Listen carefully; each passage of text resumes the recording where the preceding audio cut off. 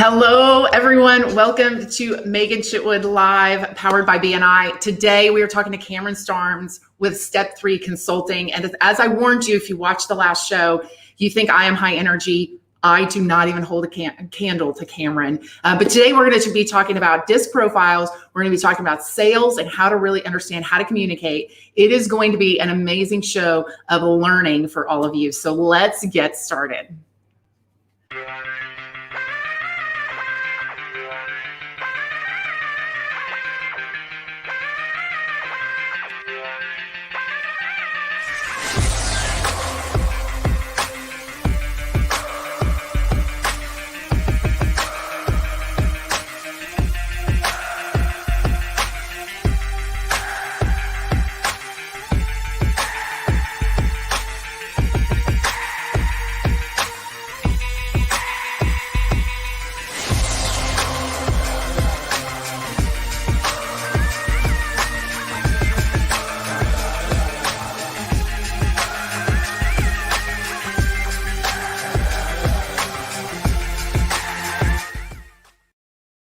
All right, welcome. And as you know, you can catch us every Friday at 10 a.m. Central Time on Facebook, Twitter, and YouTube. And also you can catch us on Instagram and YouTube as Review as well. So check out, just search for my name and you'll find me.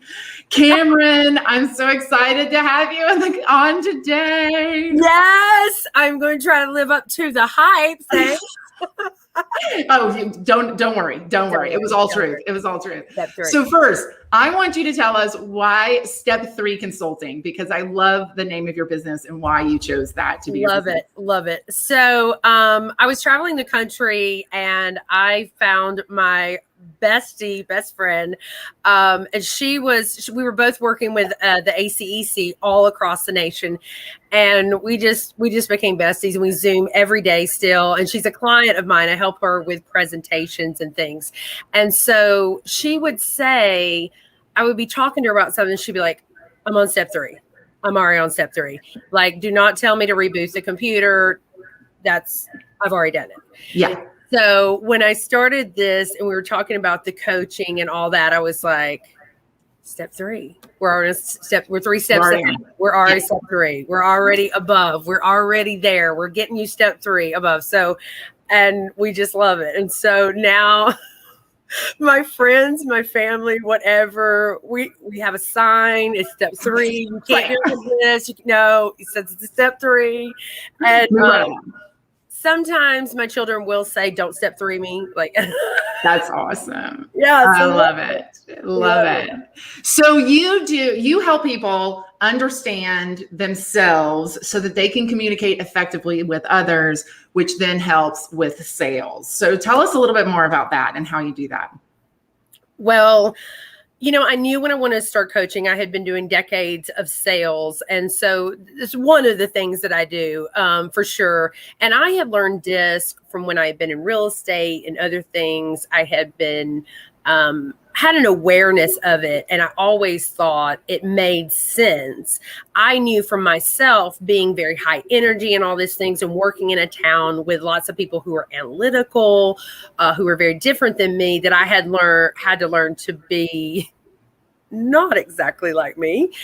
And I'd heard of DISC and had some training. So I said, I want to have some punch behind this, not only my experience and all the sales knowledge I have, but I want to have some certification. So I started looking for a place that I could go back and become DISC certified. And that's what I did. So I found 24/7 assessments. I thought they were the very, very best. And I have not been let down. And so I went back to school to get that certification. And that's what it helps me do. We do really in-depth assessments of people that tell them exactly what their personality types are, what their strengths are, what their weaknesses are, what they are in their natural habitat, which a lot of people try to say, well, that's what you are at home. I'm like, well, you may adjust to your kids, your spouse. Your natural really is when no one is around, if no one was pressuring you. And then what your adapted is. And that's, usually when people are working with me in their work life. And that everyone comes with strengths and everyone has weaknesses depending on what that is. and then how they're going to relate to people around them. Love that. And I want to emphasize the adaptive versus natural, because I think that is so unbelievably fascinating. I find personally for me, I've probably had maybe 7 to 6 DISC assessments done over the last 20 years. Yeah. And all of them, my natural has always stayed steady. My adaptive has always fluctuated. And if I look back on it, where I was in the most stress was when I was adapting the most. When I was in the least stress was when my profession aligned with my behavioral style and my personality, and I could just be. Exactly. One of the first questions I ask people is, okay, I see that this is moving, especially if it's moving more than 20 points. Why is that? Does that make sense to you? So my natural, I'm pretty much like what you see is what you get. But my natural state is I have a very high D hidden by my eye, which for people who don't know this, that's like a type personality. Boom, boom, boom. But my adapted is pulled back. Now, when my advisor's asking me, she goes, well, why is that pulled back? I said, well, I've learned that people really don't like to be steamrolled and told what to do, So for me, that makes sense and it helps me. So it's okay. But a lot of times, that's where I really find out the heart of people. I've had clients that they're C, which would be like the real details. They're not that way naturally, but it's like really pulled up because maybe they had a partner who was like a taskmaster. So we talk about that is an energy drain on them because that's not who they are. And that partner's long gone in this situation that I'm thinking of. And I'm like, it's okay. You can let that go. You no longer have to have that energy drain. I mean, I get chill about saying because that's changing their life.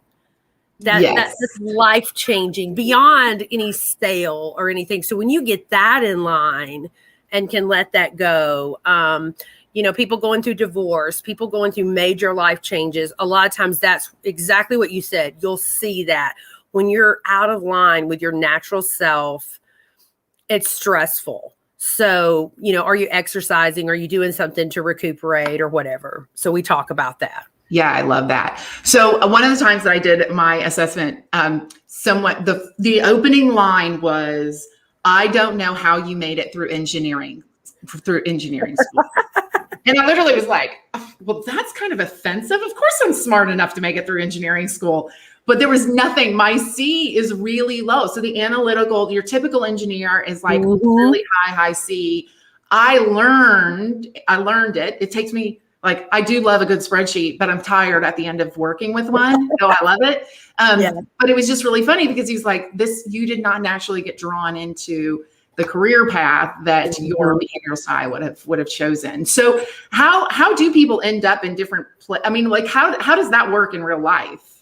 I think sometimes it's one of the things I teach in my class is DISC is not an assessment of intelligence or moral code, or one is not better than the other. One is not more adaptable than the other. Sometimes people think, well, high I's, who are the people, the party people, that kind of thing. Well, they're more, of course, they're more adaptable because they like people more, right? And I'm like, yeah, but the C's remember everything from the class. They remember the traits of every person. They remember what to say to every person. They remember every chart I put up. So, it really doesn't necessarily mean that. Sometimes we want to think, oh, a high C is very intellectual and but not necessarily, because it's not a test of that. It might not be exactly what you expect, but just because you were high I and high S doesn't mean that you were less brainiac. You just necessarily didn't naturally put it in a flow chart. What it did mean was you weren't naturally fearful and concerned of making mistakes all the time, which is what a high C is. So maybe that helped you through engineering school because you're like, yeah, quantum physics, got it. Next. Maybe that got you through engineering school because you were high I and you're like, study group at my place. How many people want to meet? Because you're high I. So, we sometimes kind of get too clicked into these things or what people should be. And I'm very big on that. Like, I'm like, this is a tendencies, broad strokes. But there definitely can be things that make more sense for people, obviously. Well, and I love that you say it's kind of, it's a general, right? It's a starting place to start guessing correctly about how to work with people. And one of the things that I think is just brilliant about DISC is it is an amazing tool to have, like a tool to have in your pocket. But I've also worked with people who've been like, oh, you're a this, and that's why. And I'm like, no, like, no. And I'm a this, and I'm a this, and that's why I can steamroll you because I'm an ID. So I have permission to steamroll. Exactly. This is just who I am, right?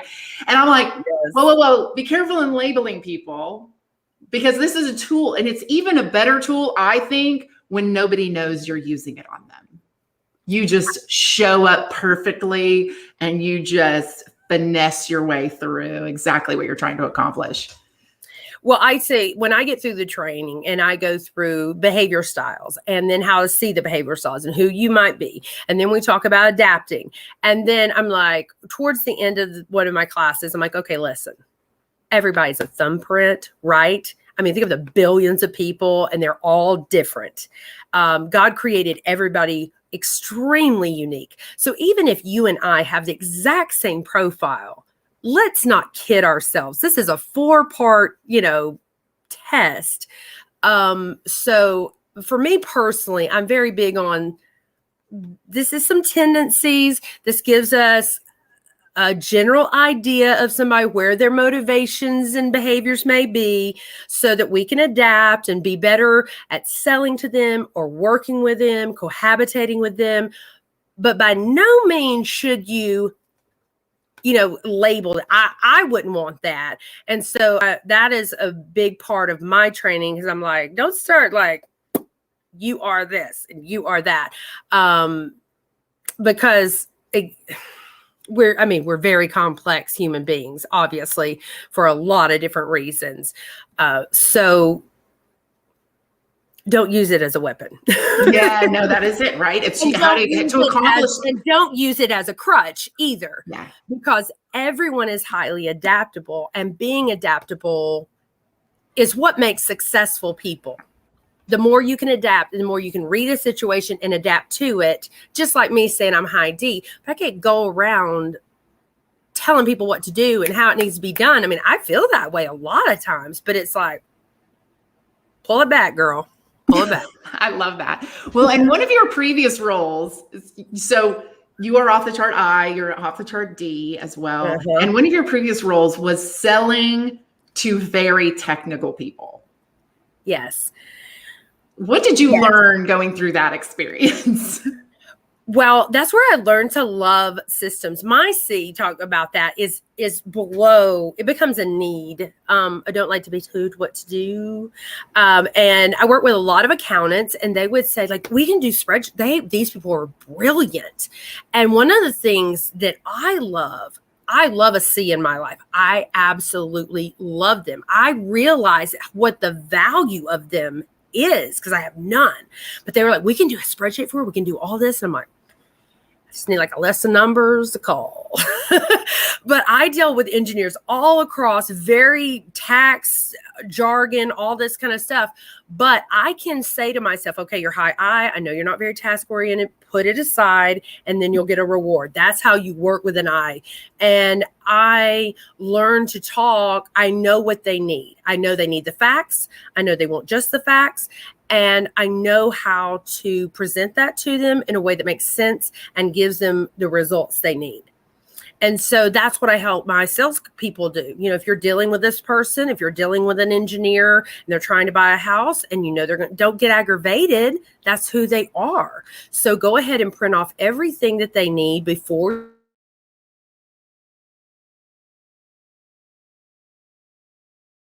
you. Oh. It's about them. So make them comfortable. Let them know. I know we've that with. I live with who I think is a high C. I just talked with somebody the other day. His wife is that way. So I said, look, when you're going to buy a car, and and it's so aggravating because you're high I and that's 2 weeks before you're going to go out, go ahead and say, hey, honey, I think we need to buy a new van. I know you're great at researching this. So why don't you go ahead and hit all the hot spots, do all your research, and then let's go out. Now you're both less aggravated. She's ready when you get there. You're getting to buy the car. All the research has been done. She's already done it down. I mean, aren't these people wonderful? I'm like, already done for you. Already done. Yeah. No, it's about the, so funny story about my husband. So when we our tradition in our family is at the rehearsal dinner, everyone says something about the happy couple, right? And some don't know one well and the other. Anyway, and it was we can't believe Sean has made a decision this big was kind of the theme. Which I guess, marriage is kind of a big deal, isn't it? Like, probably more important than buying a house, like who you're partnering with. And I said in that moment, I was like, well, I probably jumped too quick. Clearly, it sounds like he was rather slow. Like, bring us together and we'll probably be awesome. And I will tell you, we got married in 2009 and I would not be where I am or where our family is if it weren't for the two of us. And you're right about learning. Hopefully he doesn't listen to this because I'm telling my secrets, but I know that it's going to take a lot longer. So like just last week, I have no intentions of buying a new car. Let me just first say that. But last week I was like, kind of what would the next car be? Right. So then we can kind of like merge into when he'll be ready by the time I'm like, okay, I need one now. Like now. Yeah. And he'll have like at least thought about it. So he has his short list. It is. And then oftentimes I tell him, I'm like, you knew I was a disastrous, messy, like stuff laying around. I never hid that from you and never have I so it's kind of like, though I'm still trying to work on it. And I do remind him, I'm a million times better than I was when we got married. But it's one of those things of like, I think knowing your strengths and your weaknesses is just huge as a person and knowing how to move forward and be successful. Well, it's like if you go to the doctor and you're not feeling well and your doctor says, you're a diabetic, and you're like, oh my gosh, this is why I'm crashing. This is why now you still have diabetes, it's still not great, but you now know these are the steps to make me feel better. So I think in a way, although that might be a weird comparison, it's like, oh, I'm a high I. I need affirmation. I love fun. I need to have something fun at the end of the day. I have a very, very high I that I coach, and he is a cigar aficionado and stuff. So we say, you get the task done, which is not on his high point. You get to go down to the cigar room with the guy, have that social time. It's like, oh, okay. So get this done, reward. That's what works for a high I. So once you know it, you are then able to accept, and you're like, oh, okay, this is why. And there is something about that just really, rather than just running around going, well, I don't know why oh my gosh, I never seem to get anything done. You're beating yourself up or whatever. Or if you are a high C and and you're thinking, I'm dealing with I have a new coaching client that has an amazing idea. I cannot wait to get her into BNI and all this. And it's like, she's analysis paralysis. And it's because of it's like, oh, it's got to be perfect. Well, now she'll know, okay, it's that need for everything to be perfect, fear that something will, okay, you got to let that go. So we started with some morning mantras, it's not going to be perfect. It's okay. Absolutely. Mine 80-20 move on. 80-20. Yep. Right. You've got to just jump off and that's a very common with entrepreneurs that I work with. Commonly, they are brilliant. It's a lot of eyes. It's a lot of, they've got the ideas and it's all out here. And it's like, they need someone to help them funnel it. They need someone to meet with and go, okay, this is how it's sellable. This is what we're going to do. These are the tasks for next week. Come back. Yeah. A sounding board. So that's pretty typical. They're genius. It's amazing to talk to people starting their businesses. Don't you know this? You've been doing this for years. Yeah, no, it is. And their ideas and then getting them lined up and going in the right direction. Yeah, absolutely. So You don't know this, but I've been quoting you a lot lately. Yes. Don't be alarmed. It's actually really good. One of the things that you said to me that you probably don't even remember was part of, and we kind of go into the sales space, part of sales, you've got to follow up, right? You got to follow up 14, 16, 18 times, depending on whatever your business is, right? But you said, but you can't show up and say, ready to buy, ready to buy, ready to buy, ready to buy, right? Right. The thing you said that I've been quoting is you have to get creative about how you do your follow-up, thinking in terms of who are they? How can I add value? How can I do something just to keep myself visible without being the naggy salesperson? Talk a little bit about that. Well, I don't know exactly where this came from or what it was, but as I was going along somewhere, someone said to me in a sales conference where I've done 1 million, people buy on the 16th follow-up. And, I thought people barely do the second. Barely. We get in our own heads. Oh, that person they don't want to talk to. I got one right now that he's like, I don't want to send her houses. She said she just I'm like, how many times you walked in a store and you're like, no, I'm fine. We are programmed to say, I don't need help. But then you do, or you do want whatever. And so my success has always been in just being available. Just, hey, for sale by owners when I was doing real estate, nobody does want, hey, are you ready? That when I say I built this business out of the lack of good sales, very much, wouldn't you agree? And all that crap that people just say and you immediately hate. But just, hey, I was thinking about you. I was going down. How's it going? Is it going great? Are you getting people in? Not immediately thinking, well, obviously you're failing.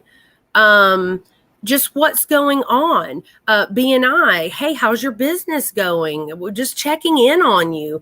Just something to say, I'm still here. When I was doing R&D tax credits and everything, how's the business? How are you? A genuine care of the other person, again, goes back to that giver's gain philosophy, that I genuinely care about how you're doing and whatever. I'm here if you should need me. If you're in the car, but hey, I know you were looking, just thought I'd check in.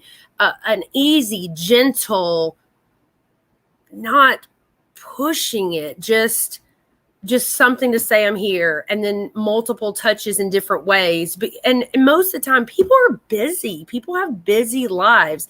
They're not talking to you because they hate you or they don't want to talk to you, whatever. They're just busy doing their own thing, and you are not on their top of their priorities. But if you let it go, they're not gonna call you. Yeah, no, and I love it. You were even talking about like sending donuts just to be like, and making sure they know if this is from Cameron, right? Yeah. Simple, tiny. Just, hey, just don't forget I'm still here. Card, whatever. Yeah. Just array of different ways to be like, hey, thinking of you. Here's some free information. Here's some ways to help you. Yeah. People in sales always want to take. Hey, can you give me? Can you give me? Can you give me? Well, what have you given? Yeah. Have you given them any advice? Have you given them something that might help them in a way before you ask for? Yes. 100%. And that's kind of a great segue, right, to BNI, because giver's gain is our first core value and our philosophy, really. And I even thought about that with BNI, right? Is how much do we give before we even ask someone to come visit? How much do we give before we ask someone to be a part of the organization? And being full on transparent, we don't give enough. We should be giving a whole lot more information to help people, and it's beyond just what does BNI actually do as well. So you are one of the only people that I know of, just because you've told me, that put BNI leadership on your resume. Talk to me about how you feel about BNI in terms of your development over time. It's funny because I feel like now I've told people like this, I am in the space. I am so happy now in this. Like, I feel like everything has come together. And quite ironically that you say that. When I tell people, I'm like, really, I started in BNI in 2008. I was in real estate, and it was Jamie Tessman that said you should do this thing called BNI. I mean, I had no idea what it was. And I look back now and I think I have been helping people grow their business since then. I was doing different things and different sales, but every time, and I was president and I was on membership and I did all these things, and it made very good sense to me that I would put that on my resume, that I was president of an organization. I grew the fastest BNI in North Alabama, that I was on membership, that I interviewed people, that I had leadership roles within an organization that is globally wide recognized. I don't know why people wouldn't put that. Well, and that was when I started to realize, oh my gosh, all the things that we do in BNI are actually, like you said, interview people. Like you're on membership committee, you're interviewing people to come in to BNI. That does qualify you to interview people coming in for a job, right? I mean, it's really, if you think about the questions you're asking, it's the same end result. Are you going to be a good fit for us in this company or in this chapter and things like that? So I thought that. You're dealing with issues at times. You're helping people, you're mentoring people, you're motivating people towards being successful in their business. You're helping them. I don't know how many people I don't know if people know, you give your elevator speech every week. You give your 30 seconds or 45 seconds. So you're learning. And then you give a 10-minute talk. So you're learning to be a presenter. You're learning to be a speaker. And, people will say all through the years, I've heard it all, like, oh, it doesn't work. Or it's so, and I always tell people, I'm like, well, those are the people that didn't stay, or those are the people who didn't work it, or those are the people who left. Because I'm like, there's a reason for all of that. You need that in order to become successful. It's kind of, I tell people it's like the 10 Commandments. Like the 10 Commandments don't help the omniscient. They help you. Like if you don't steal, you're probably not going to go to jail. It's probably going to be better. If you don't kill people, it's like life is going to be easier for you. Yeah. And I mean, that might be like a broad reach there, but it's like, it's for you. If you're there every week, you're going to get seen. You're going to get more referrals. You're going to make more money. If you get up every week and say your thing, you're going to get better at giving your value proposition when you leave. For sole proprietors, how do you do it? If I was sitting here at home every day, waiting for business, hoping for business, wanting for business, I remember when I was a young realtor, it was like, you could wait for somebody to walk in the real estate office and say, I want to sell my house. But all of a sudden, every Thursday, I had to get up. I had to dress up. I had to, I was a professional. I didn't know anything. I got to figure out what to say, what my service is, how important I am. Well, now everybody else is dressed up. Now I'm talking to them. Well, I have a one-to-one. So now I've got to dress up another day and another day. And when you're talking to that person, that's the intangible benefits. That's the part that nobody can write down on a piece of paper. But what happens is when you're talking to Sarah or Dan or whoever, you're like, oh, that's a good idea. Oh, boy, aren't they doing well in their business? Now I'm inspired. Now I'm motivated. Now I'm thinking, you know what? I'm already dressed up, so I might as well do this and that. Activity always breeds activity. I tell my clients this over and over. And I got one now. It's like, well, I just don't see the meaning, or I just don't see. I'm like, I don't care if those activities may not make you money. Like you might not be saying that activity brought me this, but while you're doing the activity, while your spirit is up, while the positivity is going, you'll do something else. You'll run into somebody. You're already dressed up. You're already in motion.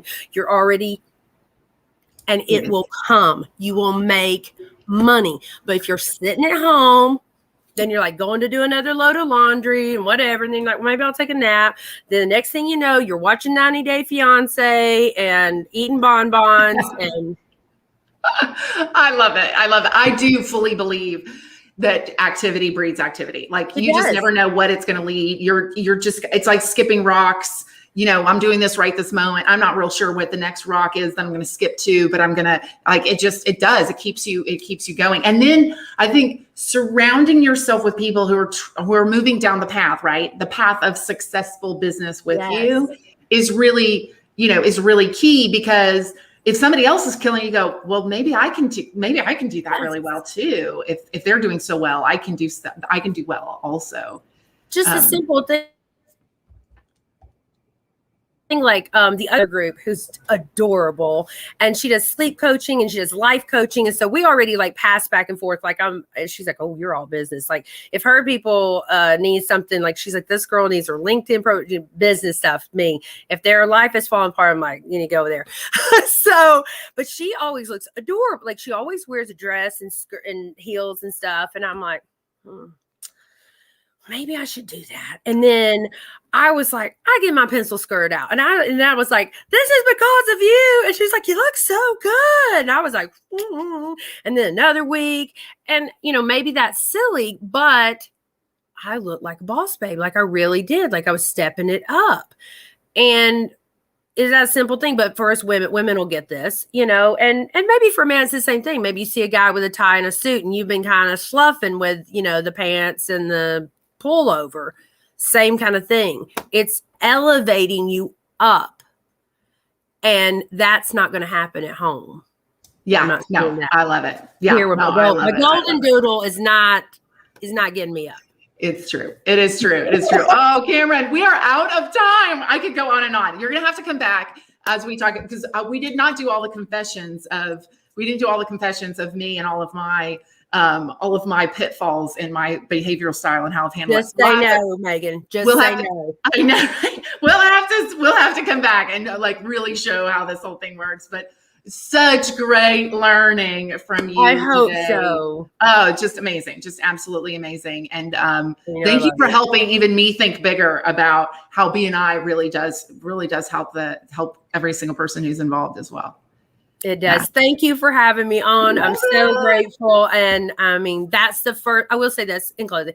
The first thing I did when I was opening my business, and this, I was like, well, first thing I'm going to do is I'm going to join. I told my family, I'm going to join BNI. And they were like, what? I was like, yeah. Of course. I'm not doing this alone. Step 1. Yes, right. That's it. I'm not doing this alone. Step 3, you join BNI. Yeah. Love it. Awesome. Thank you so much. So next week we have another special. Oh, sorry. My bad. We do not have a special guest. It is me, myself, and I. I was skipping ahead 2 weeks ago.